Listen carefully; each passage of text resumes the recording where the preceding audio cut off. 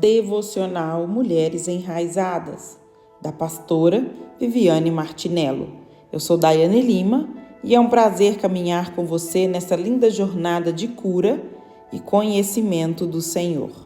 Dia 49. Folhas ou raízes? Então o Senhor Deus fez crescer uma planta sobre Jonas, para dar sombra à sua cabeça e livrá-lo do calor, o que deu grande alegria a Jonas. Jonas 4, versículo 6. Ele será como uma árvore plantada junto às águas e que estende as suas raízes para o ribeiro. Jeremias 17, versículo 8. Apesar de o foco deste livro estar nas raízes, também já tratamos de folhas, porque tanto essas como aquelas nos ajudam a entender questões importantes nessa jornada de cura e restauração. Hoje, separei duas passagens bíblicas. Começaremos com a planta de Jonas, que apresenta algumas características interessantes. A abobreira que nasceu sobre o profeta apareceu num dia para a noite, o que significa que já nasceu grande. Eu tenho 1,73 m de altura, mas não nasci com esse tamanho. Na verdade, demorei anos para atingi-lo. Não raramente vemos pessoas cujo relacionamento com Deus é como aquela planta, cresce rápido demais. Elas conhecem Jesus e logo se destacam por terem uma vida de oração e jejum. Em pouco tempo já estão envolvidas em atividades na igreja com todo o entusiasmo. De repente, num belo dia, a empolgação murcha, a devoção seca e elas desaparecem. O que houve? Tudo estava indo tão bem. O problema, descobrimos mais tarde, é que estava tão preocupado em cuidar e mostrar a atividade de suas folhas que não se atentaram às raízes. Foi exatamente essa situação com a planta de Jonas. Ao oferecer suas folhas como sombra, ela lhe trouxe certo alívio por um dia. Do mesmo modo, quando empolgados, muitos começam a apoiar uma ação em nome de Cristo, mas depois desaparecem enquanto a ajuda ainda se faz necessária. O motivo de sumirem tão rapidamente se deve ao fato de que, embora as suas folhas proporcionem algum frescor aos demais, infelizmente, são árvores sem raízes. Estas, por sua vez, não conseguem produzir nada além de um alívio imediato, porque não têm sustentação forte o bastante para apoiar um processo de cura até o fim.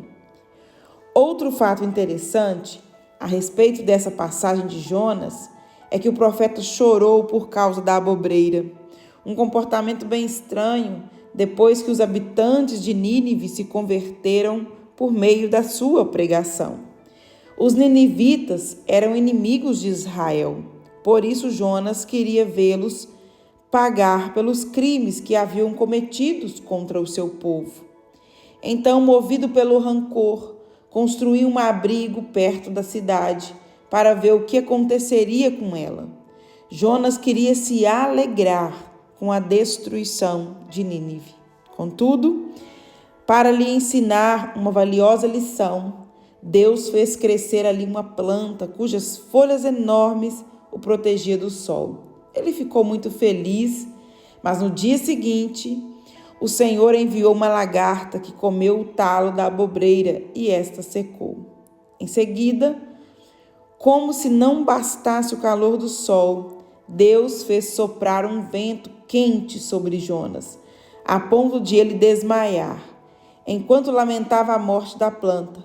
Então o Senhor questionou: você está com pena de uma planta que nasceu, cresceu e morreu em um dia, mas não tem compaixão dos milhares de pessoas que precisam de salvação. Jonas 4, versículo 10 e 11. Por vezes agimos como Jonas, Não nos alegramos quando alguém que nos prejudicou é alcançado pela graça divina e logo começa a usufruir dos benefícios da nova vida em Cristo. Segundo a nossa perspectiva, a pessoa deveria pelo menos sofrer um pouquinho. Por outro lado, ficamos tristes se, por exemplo, o nosso celular cai no chão e a tela acaba trincando. Em outras palavras, se quisermos ter nossas raízes curadas, precisaremos exercitar a compaixão. Agora, certamente a árvore que nos deve servir de parâmetro não é a de Jonas, mas a do texto de Jeremias. Antes de descrevê-la, o profeta afirma: maldito é o homem que confia nos homens, que faz da humanidade mortal a sua força, mas cujo coração se afasta do Senhor, porque ele é como um arbusto solitário no deserto, numa terra salgada onde não vive ninguém. Jeremias 17, versículos 5 e 6. O trecho fala de dois tipos de solo, um no deserto e outro perto da água, porque é o solo que faz a diferença.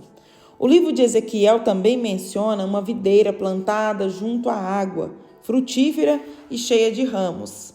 Graças a muitas águas, seus ramos eram fortes, próprios para o cetro de um governante. Ezequiel 19, versículo 10 e 11.